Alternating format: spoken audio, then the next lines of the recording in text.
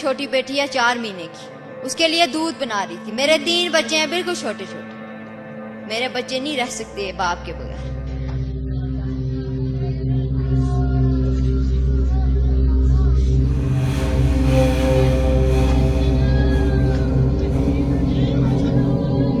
रोती बिलखती महिलाएं, जनाजे में खड़ी ये भीड़ और धरना दे रहे कुछ लोग। ये तस्वीर है जम्मू कश्मीर की, जहां एक ही दिन में 2 आतंकी हमले हुए। अटैक में बीजेपी नेता और पूर्व सरपंच एजाज अहमद शेख की मौत हो गई, साथ में कुछ लोग घायल भी हुए हैं। घटना 18 मई की है, पहले शोपियां और फिर अनंतनाग में आतंकवादियों ने नागरिकों पर फायरिंग करी। अधिकारियों ने बताया कि दोनों इलाकों की घेराबंदी कर दी गई है और हमलावरों को पकड़ने के लिए तलाशी अभियान शुरू कर दिया गया है। इंडिया टुडे की रिपोर्ट के मुताबिक पहली घटना में आतंकवादियों ने शोपियां के हिरपोरा इलाके में रात करीब 10:30 बजे एजाज शेख पर गोलियां चलाईं। उन्हें तुरंत हॉस्पिटल ले जाया गया, लेकिन उनकी मौत हो गई।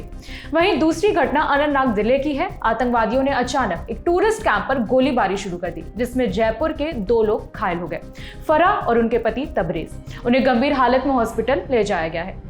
एजाज शेख की मौत पर उनकी पत्नी से बात हुई, जिसमें उन्होंने बताया कि पहले आतंकी ने एजाज से कुछ पूछा, उनकी कश्मीरी में कुछ बात हुई और फिर गोली चला दी। उनकी पत्नी ने और क्या बताया, आप सुनिए। मैं घर में थी, मैं छोटी बच्ची को दूध बना रही थी किचन में।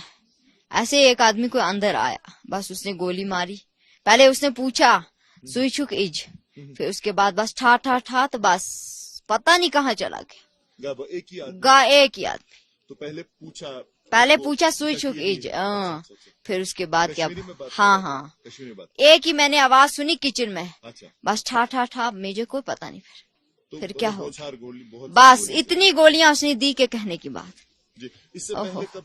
कभी नहीं। वो रात को लेट आते थे, जब वो गलत है ही नहीं थे, वो सच्चे थे, तो वो क्यों लोगों से छुपे?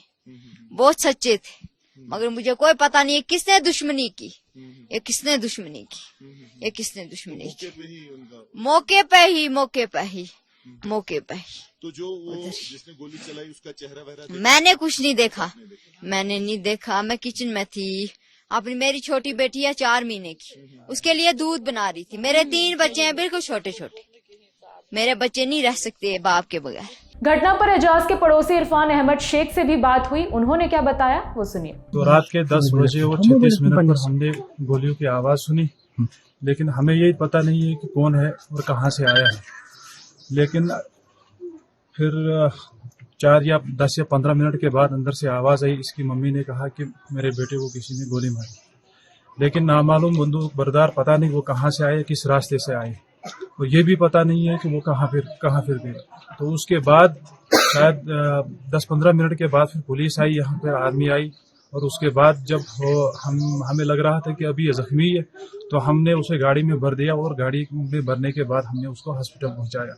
और जब हॉस्पिटल पहुंचा तो हॉस्पिटल वालों ने, डॉक्टर ने उसकी डेथ करार दी गई। बता दें कि एजाज बीजेपी के एक एक्टिव नेता थे। सोशल मीडिया पर उनका एक वीडियो भी खूब वायरल हो रहा है, जिसमें वो प्रधानमंत्री नरेंद्र मोदी की तारीफ करते हुए नजर आ रहे हैं। उनकी मौत पर बीजेपी नेता कविंदर गुप्ता का कहना है कि चूंकि एजाज बीजेपी से जुड़े हुए थे, इसीलिए चुनाव के दौरान उन्हें टारगेट बनाया गया है। उन्होंने अपनी बात में आर्टिकल 370 का भी जिक्र किया है, सुनिए उन्होंने क्या कहा। एक दुखद घटना है, खास करके इलेक्शन के आसपास और उसके दौरान इस प्रकार का प्रयास किया गया है कि लोगों को मतदान करने में बाधा डाली जाए, वहां पर इस प्रकार की लोगों में दहशत फैलाई जाए,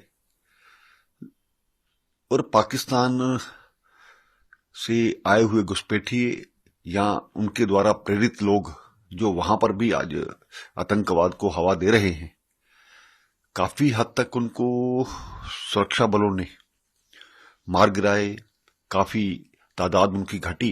लेकिन जब इस प्रकार की घटनाएं होती हैं तो स्वाभाविक बात है कि दुख होता है, और खास करके जानबूझ करके जो व्यक्ति किस पार्टी से जुड़ा है, क्या है उसका, तो उसी कारण से इस प्रकार की घटनाओं को अंजाम दिया जाता है। और मैं ये भी कहना चाहता हूं कि कुछ राजनीतिक पार्टियां जो बार बार पाकिस्तान की बात करती हैं, 370 दोबारा लाने की बात करती हैं, वहां पर कश्मीर में लोगों में असमंजस की स्थिति पैदा करने की बात कही है, वो भी कहीं ना कहीं कसूरवार है। इसके लिए ये मानना पड़ेगा। मैं उनके परिवार के प्रति संवेदना व्यक्त करता हूं और मुझे उम्मीद है कि सुरक्षा बल जल्द ही इस प्रकार के जो कौन लोग थे उनको ढूंढ निकालेंगे और मार गिराएंगे। जम्मू कश्मीर नेशनल कॉन्फ्रेंस के अध्यक्ष फारूक अब्दुल्ला ने भी घटना पर खेद व्यक्त किया है। उन्होंने क्या कहा, सुनिए। टेररिज्म अभी भी हमारे यहाँ कायम है। अब वो बीजेपी का हो या किसी और का हो, बेगुनाह है। क्या उसको हक नहीं है? इस मुल्क में तो हक है हर एक को, किसी भी पार्टी का मेंबर हो सकता है, मगर किसी को खास टारगेट करना, मैं समझता हूं ये इसको इन्वेस्टिगेट करना चाहिए। क्या ये टेररिस्ट ने मारा है या हमारे लोगों ने मारा है? क्योंकि यहां को पता नहीं चलता कि मारने वाला कौन है। इससे पहले कि हम उंगली किसी के ऊपर उठाएं, इसको फौरन इन्वेस्टिगेट कीजिए और ये मालूम कीजिए किसने किया है। इसके साथ साथ पहलगाम में कुछ टूरिस्ट पे हमला हुआ है, हाँ, और जिसमें मैं देख रहा हूं तो एक मेरे ख्याल से 2 जख्मी हो गए, लेडीज एक पड़ा है and second one is Tabrez, they are injured. हाँ, they are injured. This is tragedy. It is effecting our very, हमारे जो टूरिज्म इंडस्ट्री है, इसको टारगेट कर रहे हैं, इसको खत्म करने की कोशिश कर रहे हैं। जो भी कर रहा है वो हमारे साथ इंसाफ नहीं कर रहा है। अनंतनाग राजौरी सीट से लोकसभा चुनाव लड़ रही पूर्व मुख्यमंत्री और पीडीपी अध्यक्ष महबूबा मुफ्ती ने घटना पर लिखा है, आज हम पहलगाम में हुए हमले की निंदा करते हैं, जिसके परिणाम स्वरूप 2 पर्यटक घायल हो गए। हिरपोरा शोपियां में एक और हमला हुआ जिसमें पूर्व सरपंच मारे गए। इन हमलों की टाइमिंग चिंताजनक है, खासकर भारत सरकार के सामान्य स्थिति के दावों को ध्यान में रखते हुए। एजाज शेख को सोपिया में ही सुपुर्दे खाक कर दिया गया है। इस आतंकी हमले के विरोध में कई बीजेपी कार्यकर्ता सड़क जाम और धरना प्रदर्शन करते भी नजर आए। जानकारी के लिए बता दें कि इस समय अनंतनाग राजौरी सीट पर संसदीय चुनाव के लिए प्रचार चल रहा है। बारामूला में 5वें दौर यानी कि 20 मई को मतदान होना है। खबर पर आप क्या राय रखते हैं, कमेंट करके जरूर बताइए। आपके लिए सारी जानकारी जुटाई थी हमारी साथी ज्योति ने। मेरा नाम है विभावरी। बाकी खबरों के लिए देखते रहिए द लैंड टॉप। शुक्रिया।